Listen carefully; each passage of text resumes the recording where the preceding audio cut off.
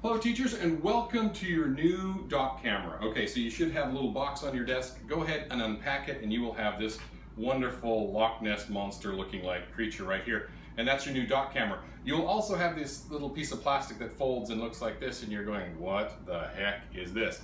That is actually a reflection guard, because your lights, of course, above you in the ceiling will reflect on glassy surfaces like an iPad if you put them underneath your dock camera. So all you do with that is you take that and you slide it on to the top camera mount here. Let me just do that, just like that. So it slides on, and that's how it's connected, and that's how you put the reflection guard on your new dock camera.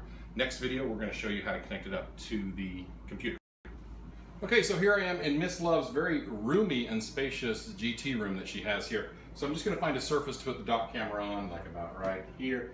And we get that so it's pointing downward. And then take your USB and go ahead and plug that into whatever available USB port you have on your MacBook. There we go. All right, that's how easy it is.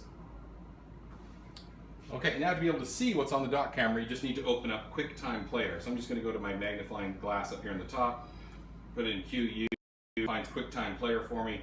I press return and that launches QuickTime Player. Nothing really changes on the screen except for one little menu pops up. But what you got to do is go up here to the File menu, go to File, New Movie Recording. That's when it kicks on and says, hey, what cameras do you have? If you see a camera looking back at the FaceTime camera, just go ahead and change it. And how you do that is you just bring your mouse down to the little floating menu down here where it has the record button. And there's a little tiny arrow next to the record button.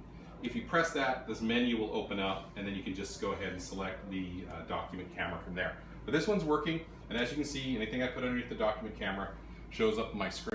Okay, and the next thing, I'm going to change the video so you can see it on the smartboard behind me. Okay, so the great thing about having this connected up to your smartboard is that anything you put underneath here now can be seen by the whole class, which is great for showing students work or demonstrating something, like I'm going to demonstrate how to sign my name, and that will show up on here. Okay, so probably use a darker marker than normal.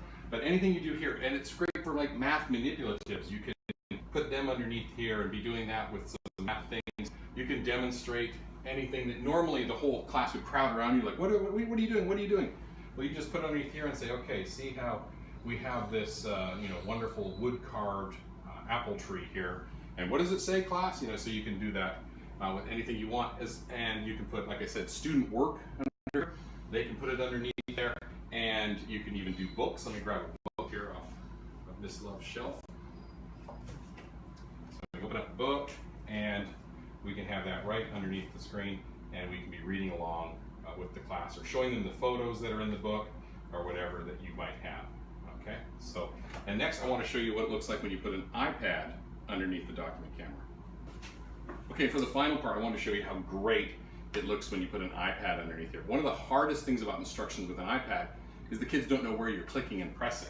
So as you can see, I can scroll, and you can actually see my finger on the screen. So if I said, okay, everybody open up your documents folder or whatever, they could see that really easily. So here I'm going to tap on Google Maps, and you can kind of circle it with your finger so everybody can see where the students can demonstrate their work. And as you open up, then you can see things, and they can see how your fingers are manipulating the screen, which is really important. It's better than just plugging your iPad into the big screen, because the kids don't know what you're clicking and tapping on, and that's what messes them up. But putting it underneath your dock camera works really, really well. So, but anyhow, that's the dock camera basics. Enjoy.